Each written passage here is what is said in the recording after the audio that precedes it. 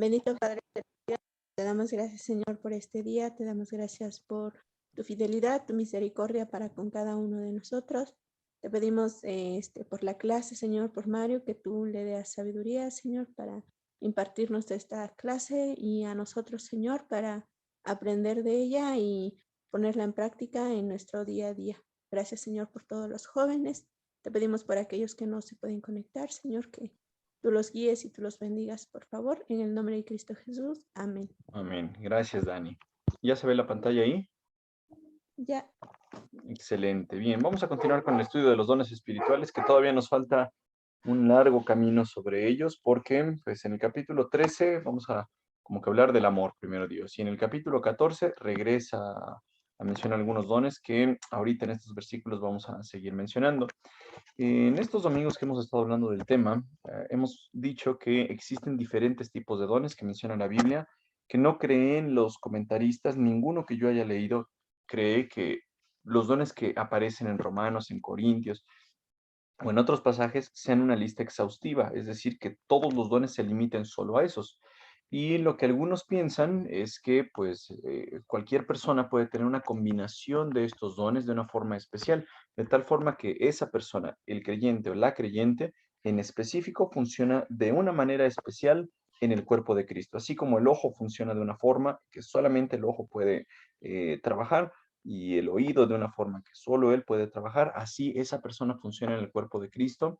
Pero yo les comenté un pensamiento interesante que todo va a ir relacionado con las escrituras. Si alguien tiene el don de profecía, que hoy vamos a hablar de eso, tiene que ser conforme a las escrituras. Si alguien va a liderar, tiene que ser conforme a las escrituras. Si alguien tiene un don de fe, tiene que ser conforme a las escrituras. De tal forma que algunos dones hablan de las escrituras, unos dones revelan el conocimiento, otros dones lo aplican, otros dones lo enseñan, y así todo va con relación a las escrituras. Muy bien. La vez pasada mencionamos estos versículos y dijimos que a uno el Espíritu le da la capacidad de dar consejos sabios, es decir, le da sabiduría, a otro le da el mensaje de conocimiento especial. Ya hablamos de eso. Después dijimos de otros versículos que hablan de una parte de milagros. En la cuestión de sanidad que ya habíamos hablado, pues dijimos que mucha gente se traga la idea de que todavía en la iglesia hoy en día hay sanadores, incluso esta señora que me puse a leer un poquito más de lo que dice MacArthur sobre ella y pues cada vez le tira más tierra a ella porque pues aunque suena bonito y aunque parece espiritual y aunque tiene la cara de piedad, pues seguramente está diciendo puras mentiras y lo que está haciendo en sus campañas de sanación no es en realidad sanar, nada más es hablar bonito, como que dice, ay, bueno, yo no puedo, pero Dios sí, ya dijimos que eso va en contra de lo que dicen las escrituras, y la gente que no lee la Biblia se traga estas ideas que suenan bonitas. La vez pasada también hablamos de las razones por las que los cristianos siguen enfermos o hay enfermedades.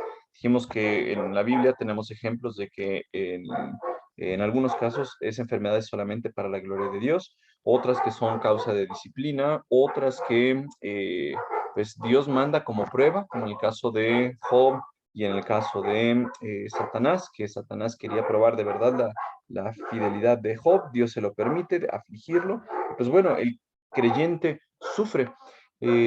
También aparte nos dice la Biblia que hay veces que el espíritu enfermo, perdón, el espíritu malo es el que hace que estén enfermos. Y pues como última referencia dijimos que en algunos casos pues nosotros nos desviamos hasta que Dios interviene y que nos disciplina. Bueno, por esas razones es por las que la Biblia menciona que estamos enfermos a algunos cristianos. Y la última que mencionamos fue cuando, por ejemplo, en Primera de Corintios no se estaba teniendo el adecuado respeto hacia la cena del Señor. El vino y el pan no lo estaban tratando de forma correcta y por lo tanto dice la Biblia, hay muchos enfermos y debilitados entre vosotros y muchos duermen. Así dice la Reina Valera. Hasta ahí nos quedamos la vez pasada. Este versículo 10 es el que va a llamar nuestra atención, nos vamos a enfocar en él el día de hoy. Espero poder terminar al menos la mitad del versículo, bueno, hasta esta parte el día de hoy, porque es bien importante que entendamos esta sección. Entonces, si nos da tiempo, hablamos de esto, porque en este versículo dijimos se mencionan varios dones. Dice el versículo 10 del capítulo 12. A uno le da el poder para hacer milagros y a otro capacidad de profetizar. A alguien más le da la capacidad de discernir si un mensaje es del Espíritu de Dios o de otro espíritu. Todavía a otro se le da la capacidad de hablar en idiomas desconocidos, mientras que a otro se le da la capacidad de interpretar lo que está diciendo. Con todo esto que vemos, pues es importante que nosotros recordemos qué quiere decir la Biblia con estas palabras, porque pues si las entendemos bien, alguien nos puede preguntar, oye, ¿en tu iglesia hay profecía? Y nosotros vamos a dar una respuesta correcta. ¿En tu iglesia todavía se hacen milagros o tú crees en los milagros? Y le puedes dar la respuesta correcta. Por lo tanto, es importante que lo entendamos y vamos a tomar algunos ejemplos de las escrituras para poder comprender bien estos versículos. Cuando uno estudia las palabras de esta sección, pues se da uno cuenta a qué se refiere la Biblia con estudiar solamente eso que dice en griego.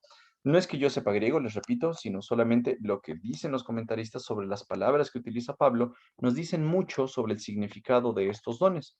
Como ya lo vimos en los versículos anteriores, se utilizaron diferentes palabras, servicio, por ejemplo, energematón, otra carisma, que todo eso va a referirse a características de los dones espirituales. En este versículo en especial, Pablo les dice, en esta parte, a algunas personas se les dan operaciones de obras poderosas, que la Reina Valera traduce como milagros. Para que nosotros entendamos milagros, ¿qué querría decir Pablo primero en este versículo? Esta palabra ya la vimos, energémata, es algo que Dios da en la energía para poder hacer la operación de estos milagros. Es algo que depende de Dios, no es algo que dependa de nosotros mismos ni de algún otro espíritu, sino del Espíritu Santo. Pero la palabra que utiliza aquí, que se traduce como obras poderosas o milagros, es dunamei o dunameon, que es lo que aparece acá, que a algunos les puede sonar como dínamo. Dínamo tiene su raíz en esta palabra, y lo cual significa obras que están como en movimiento. Eso es lo que está diciendo esta palabra. Cuando hablamos de obras poderosas o milagros, ¿qué tenemos que entender? Que Dios tenía alguna razón para que en la iglesia primitiva se utilizaran los milagros. Ya dijimos que cuando Jesús estuvo aquí en la tierra, estuvo con unos discípulos, Jesús hizo algunos milagros, en especial de sanidad, que ya me los mencionamos. Después Jesús se fue al cielo, quedó la iglesia en la cual los apóstoles que estaban recibieron diferentes poderes, diferentes dones del Espíritu Santo para dar testimonio hacia los de afuera, los que no estaban en la iglesia, con el fin de que esas personas ahora fueran parte de eso, que la gente creyera el mensaje que estaban ellos diciendo. Y como parte, pues estaban las sanidades, que ya las mencionamos, y hoy hablamos de los milagros. Si vemos, por ejemplo, este versículo, así que Dios envió de vuelta al mismo hombre que su pueblo había rechazado anteriormente cuando le preguntaron, ¿quién te puso como gobernante y juez sobre nosotros? Mediante el ángel que se le apareció en la zarza ardiente, Dios envió a Moisés para que fuera gobernante y salvador. Esta es una historia que está siendo tomada de Hechos capítulo 7, cuando Esteban está dando testimonio ante los líderes de toda la historia de Israel. Y Esteban está diciendo desde que Dios sacó a Abraham de Ur, toda la historia hasta llegar a Moisés y después todo esto lo aplica a Jesús. Cuando Esteban saca esta historia, tiene el objetivo de algo, de decir, Moisés fue llamado por Dios. Dios es el que hizo el llamado. Y para autenticar el mensaje de Moisés, porque la gente no le iba a creer, Moisés ya sabía que no le iban a creer, Dios le hizo muchas maravillas.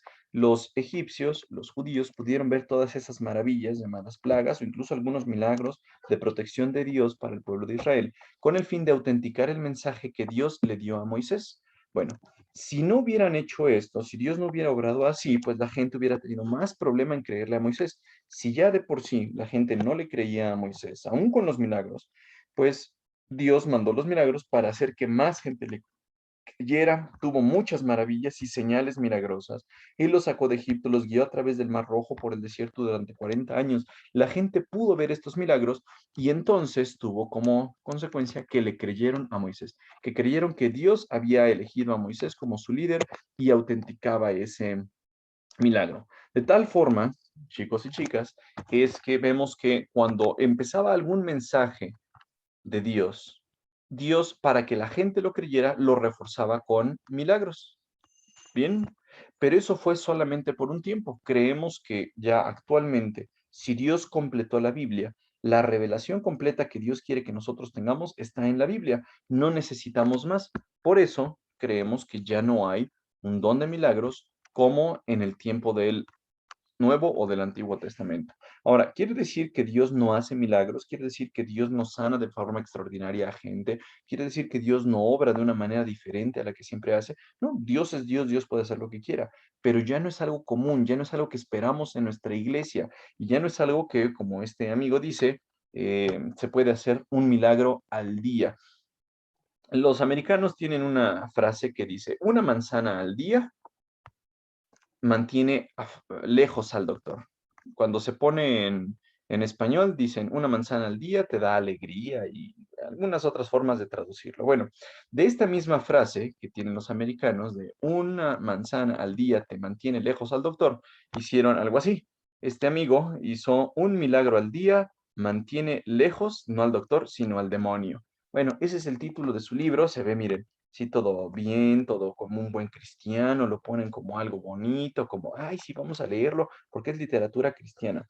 Pero esto va en concordancia con lo que dicen las escrituras, ¿sí o no? Para poder entender esto necesitamos saber que es un milagro, ¿correcto? Porque a veces decimos, oye, fui al Aurrera y de milagro me encontré un estacionamiento, fui al centro y de milagro había un lugar para dejar mi carro. Eso no es un milagro. La Biblia habla de otra definición. Puede uno decir, ay, es que mi hermano es un burro y de milagro va a pasar el examen. No, no se refiere a eso. Una definición de milagro que nos da John MacArthur es esto. Es la intrusión supernatural en la ley natural que no tiene otra explicación sino que Dios esté actuando. Es decir, cuando en el curso de eventos del día a día, cuando en el curso de eventos de este mundo normal, ocurre algo sobrenatural. Y eso no podemos pensar más que solamente sea Dios el que esté detrás de eso. No le podemos echar la culpa a Satanás, sino tiene que ser una obra de Dios. Si nosotros tomamos esto en mente, pues en la Biblia vamos a encontrar diferentes ejemplos, pero noten los patrones que tienen estos milagros o estas señales que Dios hizo en el Antiguo y en el Nuevo Testamento. Por ejemplo, el primero de los milagros que se relata en el Evangelio de Juan, Juan capítulo 2, es cuando Jesús va a las bodas de Caná. ¿Se acuerdan ustedes que se acabó el vino? Le dice su mamá, le dice, oye Jesús, ya no hay vino. Él le dice, ¿qué quieres, mujer, que yo haga? Él va con los siervos, les dice que las llenen estas tinajitas de agua y después Jesús convierte el agua en vino. ¿Para qué hizo Jesús esto? ¿Para qué intervino? ¿Para qué hizo algo sobrenatural? Para que en la fiesta se pusieran más borrachotes todos, para que tuviera más desenfreno aquí. Ese fue el objetivo. Miren lo que nos dice Juan capítulo 2. Juan capítulo 2, 11 dice, esta señal milagrosa, o sea, este milagro que hizo Jesús en Caná de Galilea, marcó la primera vez que Jesús reveló su gloria y sus discípulos creyeron en él. Al menos en este versículo se nos dicen algunas cosas. Jesús, pues, empezó su ministerio más o menos a la edad de 30 años. Eso es lo que la gran mayoría de los comentaristas nos dicen. Jesús de los 30 a los 33 años que murió, estuvo en su ministerio y durante los primeros 30 años, del 1 al 29, Jesús no hizo ningún milagro, no hizo trampa en la escuela o con sus maestros, para castigar a sus hermanos, no para que hubiera comida en su casa. Jesús nunca ocupó sus poderes para eso, sino que llegó a los 30 años y el primer milagro que hizo, noten ustedes para qué fue, primero, para revelar su gloria, para que la gente supiera que Jesús tenía algo especial que no tenían los discípulos, que no tenían los fariseos, que no tenían ni siquiera los que estaban en la boda. Jesús tenía algo especial que fue lo que nos dice Juan, revelar su gloria. Eso fue el primero de los objetivos que tenía en su milagro. Y el segundo punto es que sus discípulos creyeran en él. A lo largo de la Biblia vemos cómo los discípulos van creciendo en su fe y después tienen un tropezón, y después suben en su fe y después tienen otro tropezón, y después van subiendo. Hay veces que se nos dice la Biblia que creyeron en él los discípulos, porque quizá todavía no creían en él. El objetivo de estos milagros no era ganarse los aplausos, no era que la gente estuviera más borracha y que empezara a decir sandeces. El objetivo de esto era que la gente pudiera ver que Jesús tenía gloria y que los discípulos creyeran en él. De tal forma que en un milagro, así como es definido, podemos entender que Dios está actuando ¿para qué? Para que glorifique a la persona que está haciendo los milagros, es decir, para que todo el mundo diga, wow, este hermano de fulano es bien espiritual, este hermano Pat Boone es la ley, es casi casi el apóstol Pablo reencarnado, o esta mujer Catherine Kuhlman, no, está pero tremenda, súper espiritual, Dios le tiene reservado un lugar especial ahí en el cielo. ¿Es para eso? La verdad es que no. Todo el mundo la ve a ella y la aplaude, y diga, wow, la hermana que sana, o quizá un autor así que hace un libro parteaguas en la historia, y quieren ellos ser el centro de atención. Realidad, el objetivo de los milagros era dejar a Dios mismo como el centro de atención. Al final de Juan, Juan sigue su relato y menciona, algunos dicen que 7, otros dicen que 8 milagros, eh, pero ¿cuál fue el propósito de que se hayan escrito solamente estos milagros? ¿Por qué de todos los que Jesús hizo, Juan solamente escribió menos de 10? Juan lo dice en el capítulo 20. Dice, los discípulos vieron a Jesús hacer muchas otras señales milagrosas, además de las registradas en este libro. Pero estas que se escribieron, estas 7 señales milagrosas, se escribieron para que ustedes continúen creyendo que Jesús es el Mesías, el Hijo de Dios, y para que al creer en él, tenga vida por el poder de su nombre. De manera que el objetivo de escribir cada mensaje, cada cosa que hizo Jesús, cada milagro, fue ponerlo en el objetivo de la gente para que creyeran en él y como resultado la gente tuviera salvación. Ese fue el objetivo de estos milagros. De tal forma, chicos y chicas, que en la iglesia primitiva eso era necesario. Nosotros vemos algunos milagros extra en la vida de Jesús. Vemos cómo actuaban tanto Jesús como las personas relacionadas con él. Por ejemplo, en Romanos 5, Pablo dice algo. Los gentiles se convencieron por el poder de señales milagrosas y maravillas, y por el poder del Espíritu de Dios. De esta manera, presenté con toda plenitud la buena noticia de Cristo desde Jerusalén hasta llegar a la región de Ilírico. ¿Qué está diciendo Pablo aquí? Que cuando él llegó a una región, empezó a hacer muchas señales milagrosas y muchas maravillas, o milagros. Pero esto que está diciendo Pablo, esto fue por mi poder, porque yo soy muy inteligente, porque yo soy un genio. No, él les está diciendo aquí la misma palabra que se utilizó en Primera de Corintios. Dinameon, aquí está, vamos a regresar acá. Dinameon o dunameon, esto, y le está poniendo neumático. Neumáticon es la palabra que ya vimos para hablar del Espíritu. Entonces, Pablo está diciendo, los milagros, las señales que yo llegué a utilizar, fueron obradas por el poder del Espíritu. Jamás Pablo se atribuyó esos milagros a sí mismo.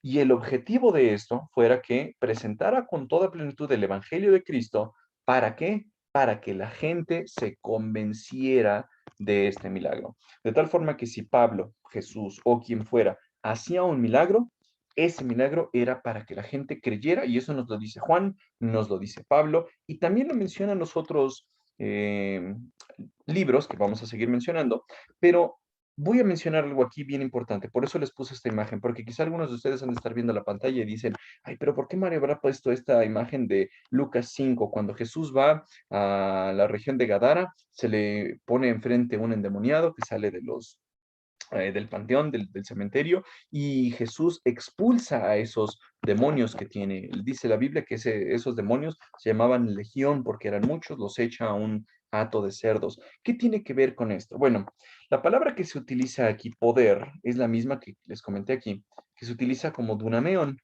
Dunameón habla de que Dios también tiene poder sobre los espíritus inmundos. Hasta eso incluso abarcan los milagros de Jesús. Jesús hizo diferentes milagros. Entre esos, mostró su poder sobre el poder de los espíritus malignos. Es decir, ellos son poderosos, sí, pero Jesús es más poderoso. Jesús multiplicó la comida, Jesús caminó en agua, Jesús hizo que el agua se cambiara en vino, Jesús sanó a mucha gente solamente hablando, solamente tocando. De esa manera Jesús mostraba eh, sus milagros, y los apóstoles, los que estaban en relación con él, también los pudieron hacer. A eso se refiere esta palabra que les comento. De tal forma, chicos y chicas, que si alguien les preguntara, oye, hoy en día, ¿creemos en los milagros? ¿Cuál sería la respuesta? Pues Dios puede hacer milagros, sí. Dios hace milagros. Algunos, como Albert Einstein, por ejemplo, han dicho que hay dos formas de ver la vida. Una es creer que no existen los milagros, otro creer que todo es un milagro. De tal forma que Un milagro, según él, incluiría la vida, la concepción, el que respiremos, bueno, pero esa es la forma que la naturaleza está actuando de manera natural, normal. Si un milagro nos indica que Dios está actuando, una señal nos está diciendo, Dios está interviniendo, y esto puede ser hoy en día, ¿lo creemos que ocurra? Sí, esa sería la respuesta que ustedes podrían dar a alguien. Sin embargo, creemos que es diferente a lo que mucha gente está diciendo que ellos pueden hacer, que hoy en día pueden dar milagros, que hoy en día hay sanación, porque nosotros ya tenemos la Biblia, repetimos, y si tenemos la Biblia, ahí en la Biblia está todo lo que nosotros necesitamos para creer en Dios. Ya no necesitamos estos milagros para autenticar el mensaje de la Biblia. La Biblia ya está completa, la Biblia ya está terminada. Ya no necesitamos milagros, más Biblia es igual a que la gente crea. Ya no. Ahora Dios dice, tienen la Biblia, como ya se lo mencionamos cuando hablábamos de Lázaro y el rico.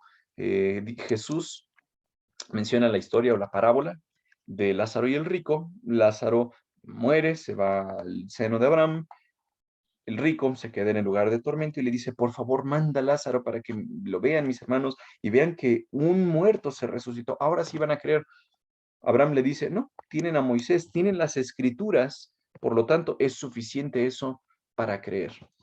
Eh, todo esto nos puede sacar de muchas mentiras. Hay gente que les va a decir, como se les he comentado muchas veces, que les va a decir, oye, yo tuve una experiencia, yo me fui al cielo, o yo supe de alguien que se fue al cielo, oye, yo tuve una experiencia maravillosa, hubo un milagro, hubo una sanación, y eso acredita que lo que la Biblia dice es cierto. Bueno, a algunas personas eso les va a parecer maravilloso, pero en realidad nada de esto es necesario para acreditar que la Biblia está completa y que la Biblia es todo lo que nosotros necesitamos para poder creer en Jesús. ¿Ok? La siguiente parte es la palabra de profecía. Ya vimos esta parte que dice operaciones de obras poderosas. Ya dijimos a qué se refiere con dunameon, los milagros, las obras poderosas, pero también está esta palabra, profetía. Nosotros creemos que el escrito de Pablo, pues aquí mezcla dones temporales con dones permanentes. ¿Se acuerdan que ya hablamos de esa clasificación? Unos dones que se necesitaron solo por un tiempo y otros que se necesitan siempre en la iglesia. Profetía es una palabra que quizá no entendamos bien. Cuando se dice así profecía, en realidad la palabra que debería traducirse o entenderse es hablar de vocero. ¿Esta palabra de dónde viene? Viene de profetía, que pues MacArthur también nos dice que viene de este verbo profeteu, que es una forma de profemí. Profemí se divide en dos. Se divide pro, que es delante, y femí, que es hablar. De tal forma que si nosotros entendemos qué significa esta palabra que está aquí, significa hablar de vocero o hablar delante de alguien, delante de una audiencia, delante de un grupo. Esa es la palabra que entendían los que leían esto. Ahora nosotros, cuando hablamos de un profeta, pensamos que solamente se trata de alguien que adivina el futuro o que nos dice qué cosa va a pasar en el futuro, pero en realidad profetía o profemí habla de alguien que está delante de una audiencia, alguien que está explicando algo. Eso es profetizar, eso es hacer profecía. No siempre involucra la idea de que estoy en el presente y voy a hablar del futuro, voy a hablar de qué va a pasar. Sí, mucho de la revelación que Dios daba a los apóstoles en el primer siglo y a los del Antiguo Testamento, Dios les daba un mensaje especial. Ese mensaje especial a veces involucraba algo que ya había ocurrido y que los profetas tenían que recordarle a la audiencia porque ya se les había olvidado. Recuerden cómo Dios sacó al pueblo de Egipto y se los recuerda y recuerda y recuerda. O también algunas veces habla, por ejemplo, Isaías, de cuando iba a venir el Mesías y habla del futuro. Pero no todo el mensaje de profecía significa que vamos a adivinar el futuro. Por lo tanto, solamente con esto que les estoy dando, va la pregunta. Hoy en día en nuestra iglesia creemos que hay milagros. La respuesta es sí, Dios puede hacer milagros, pero no es algo que naturalmente o normalmente Dios esté haciendo en nuestra iglesia. Y en Dios es amor no estamos predicando que Dios va a hacer un milagro, ven y Dios te va a quitar tu enfermedad, y ven y Dios te va a arreglar tu matrimonio. Eso no lo estamos predicando. Los milagros, dijimos, es algo temporal. Pero si alguien nos pregunta, oye, ¿en Dios es amor hay profecía? ¿Cuál sería nuestra respuesta? Pues diríamos, claro que sí, o al menos espero que sí. Deberíamos responder así, porque profecía es decir algo que Dios ya dijo y comunicarlo a una audiencia, de tal forma que si esta persona tiene la revelación de la Biblia, que si ya la estudió, ya la leyó, ya la comprendió, ya la está viviendo, ahora lo pueda comunicar a la audiencia para que ahora este amigo, esta amiga, quien está escuchando pueda aprender de esta Biblia. Y en la Biblia, pues se nos habla de lo que va a pasar en el futuro. En la Biblia se nos habla de lo que podemos estar haciendo en el presente y de lo que podemos recordar de nuestro pasado. Pero el objetivo de la profecía es que se siga predicando delante de una audiencia. Noten ustedes algunos pasajes que hablan de la profecía. Segunda de Pedro 1:10 dice, sobre todo, tienen que entender que ninguna profecía, esta palabra nuevamente, de la escritura jamás surgió de la comprensión personal de los profetas. Jamás a los profetas solitos se les prendió el foco y dirían, ay, pues a mí se me ocurrió, yo ya sé qué es lo que Dios está revelando por mí mismo. No, Dios se lo tuvo que revelar. Por lo tanto, la profecía de la escritura, la revelación de la escritura no surgió nada más de las ideas locas de los profetas, ni por iniciativa humana. Al contrario, fue el Espíritu Santo quien impulsó a los profetas y ellos hablaron de parte de Dios. De tal forma que Dios le transmitió el mensaje al profeta y el mensaje, nos dice aquí, profetizó o profeteio o profeí delante de la congregación, de tal forma que eso que Dios le dijo, este mensaje que Dios le dio, lo predica a otras personas. Eso es lo que hacía el profeta y quedó registrado en las escrituras. Apocalipsis 1:3 que nos dice, Dios bendice al que lea a la iglesia las palabras de esta profecía y bendice a todos los que escuchan el mensaje y obedecen lo que dice, porque el tiempo está cerca. Cuando Jesús le revela a Juan a través de su ángel el mensaje de Apocalipsis, le dijo, bienaventurado o bendito el que lee a la iglesia las palabras de esta profecía o de esta revelación, esto que nos está diciendo Dios. Pablo les dice en Primera de Corintios 14, más adelante lo vamos a ver más a detenimiento, dice, por lo tanto, mis amados hermanos, con todo corazón deseen profetizar y no prohíban que se hablen lenguas. Esta segunda parte la vamos a desarrollar cuando hablemos del capítulo 14. Lo puse porque ustedes podrían decir, oye, entonces, profetizamos sí, pero lenguas ya no, no entiendo eso. Bueno, profetizar tiene que ver con la palabra que les comenté, se llenan del mensaje que está en la Biblia, se llenan de lo que Dios dice, de lo que Dios ya reveló, y eso lo comunican a una audiencia, a los hermanos, para edificar a la iglesia, porque ese es el don de la iglesia. Y cuando Pablo le escribió a los Corintios, todavía no estaba completada la Biblia, por eso los anima en ese momento a que no prohíban que hablen en lenguas. Primera de Tesalonicenses 5:19, ¿qué dice? No apaguen al Espíritu Santo, no se burlen de las profecías, sino pongan a prueba todo lo que se dice, retengan lo que es bueno y aléjense de toda clase de mal. Este va muy de la mano, va ligado este versículo a lo que estamos nosotros viendo en Primera de Corintios, capítulo 12, versículo 10 y Primera de Tesalonicenses 5:19. ¿Por qué? Porque en este versículo habla de los milagros, habla de las profecías, habla de probar los espíritus y de las lenguas, o del don de discernimiento y de las lenguas. Aquí Pablo les está diciendo algo muy parecido, lo está metiendo en su mente Pablo y dice, ustedes no desprecien o no se burlen de las profecías, no se burlen de lo que les están diciendo, no solamente del futuro, sino la revelación de Dios, sino que todo lo que les digan como mensaje de Dios, ustedes pónganlo a prueba, todo lo que se dice. Si llega alguien con un libro de un milagro al día, mantiene lejos al demonio, y un domingo de sanación con la hermana Catherine Kuhlman, o con el pastor, o con el apóstol, ustedes como cristianos deben poner a prueba todo lo que se dice. Pero ¿cómo voy a hacer eso? Bueno, tiene que ser nuevamente con lo que les decía, todo tiene que girar en torno a la Biblia, de tal forma que si un cristiano se enfrenta a alguna persona que está predicando una cosa, debe compararlo con lo de las escrituras. Pablo les dice a los corintios, ¿o acaso piensan corintios que la palabra de Dios se originó con ustedes? Es decir, que esta revelación, esta profecía viene de ustedes. ¿Son ustedes los únicos a quienes les fue entregada? Pablo les está diciendo así como haciéndoles ver, ustedes no se sientan mucho, no se sientan especiales. Si alguno afirma ser profeta o piensa que es espiritual, debería reconocer que lo que le digo es un mandato del Señor mismo, pero si no lo reconoce, él tampoco será reconocido. Pablo les está diciendo, lo que Dios me reveló, la profecía, el mensaje que Dios me ha dado, ustedes tienen que entender que viene de Él. Y si no lo reconocen, tú tampoco vas a ser reconocidos. Por tanto, mis hermanos, con todo corazón deseen profetizar y no prohíban que se hable en lenguas, pero asegúrense de que todo se haga en forma apropiada y con orden. ¿Cómo podemos nosotros saber si se está predicando de una manera apropiada? ¿Cómo podemos saber si lo que está diciendo es algo que viene de Dios? Pues lo estamos haciendo conforme a la medida de fe.